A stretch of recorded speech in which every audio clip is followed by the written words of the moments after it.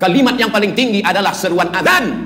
Binatang yang paling rendah, paling hina, paling kotor, paling najis adalah anjing. Lalu bagaimana mungkin bisa tersilap dan tersalah mengumpamakan azan dengan anjing?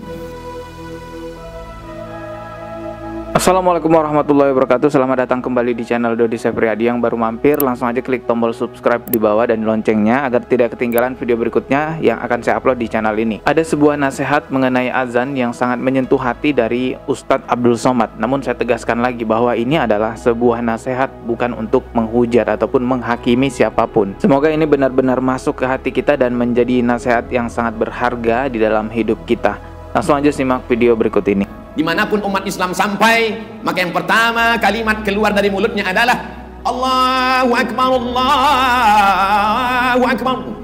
Begitu seorang sahabat Nabi, panglima besar perang, jenderal bintang 5 bernama Amr bin As sampai ke Mesir, maka dia membangun masjid Amr bin As. Setelah masjid dibangun, kalimat pertama yang berkumandang di Afrika Utara, negeri tertua penuh dengan peradaban, tempat Fir'aun berkuasa. Hari itu kalimat yang berkumandang menggelegar di atas bumi Afrika, Allahu Akbar. Setelah nama Allah, maka nama Nabi yang paling mulia. Tidak ada alam semesta kalau tidak ada dia, tidak ada surga, tidak ada aras kalau bukan karena dia. Maka kalimat yang paling tinggi setelah Allah, asyhadu anna Muhammadan Rasulullah.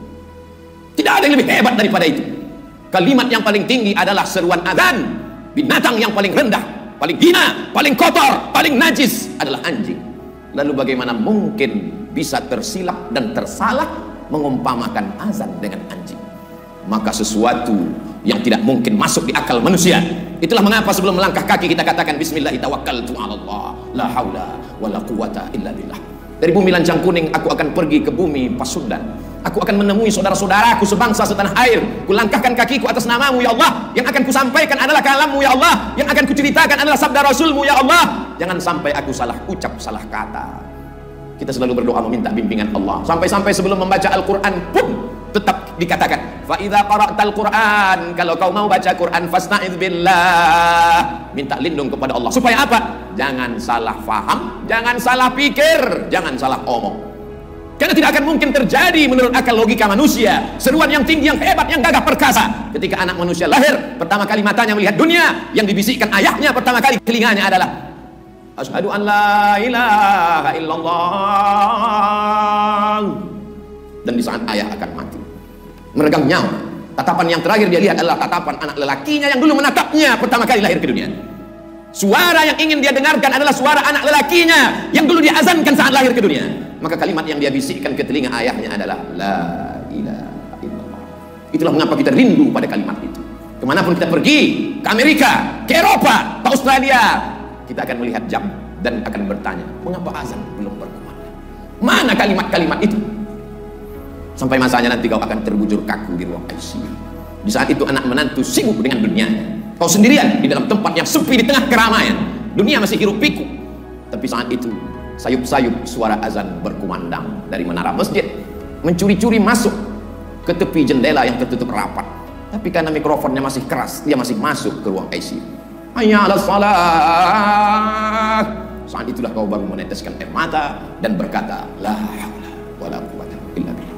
Tapi apakah di zaman kita nanti masih ada suara itu masuk ke telinga kita? Tergantung apa yang kita lakukan hari ini. Barakallahu li wa lakum fil Qur'anil 'azim wa nafa'ani wa iyyakum bima fihi minal ayati wa dzikril hakim wa taqabbala minni wa minkum tilawatahu innahu huwal ghafurur rahim. Itu tadi penjelasannya, hal yang sangat menyentuh hati ketika Ustadz Abdul Somad menjelaskan, nauzubillah, ketika ada seseorang yang berada di ruang ICU terbaring sedang sakit, dan ketika saat itu sedang sendirian dan bertanya-tanya, ini sudah masuk waktu sholat apa belum ya, kok nggak kedengeran suara azan? Bisa jadi di masjid mengumandangkan azan, tapi karena volumenya kecil dan tidak terdengar di rumah sakit tersebut, karena juga lalu lalang orang banyak di rumah sakit dan suara-suara pun juga banyak di sana. Jadi sangat menyedihkan sekali tidak mendengarkan suara azan, apalagi itu sudah menjadi detik-detik terakhir kita akan hidup di dunia ini ya. Kita tunggu-tunggu suara azan kok nggak kedengeran gitu. Wah, itu nggak bisa dibayangin, sedih banget. Teman-teman, sekali lagi saya ingatkan bahwa video Ustadz Abdul Somad tersebut adalah video nasihat, bukan untuk menghakimi siapapun. Oleh karenanya, teman-teman yang juga menonton video ini dan ingin memberikan komentar, komentarlah dengan komentar nasihat dan penuh bijaksana juga. Saya rasa udah cukup sekian video kali ini. Klik tombol subscribe dan juga loncengnya biar nggak ketinggalan video berikutnya. Sekian dari saya, wassalamualaikum warahmatullahi wabarakatuh.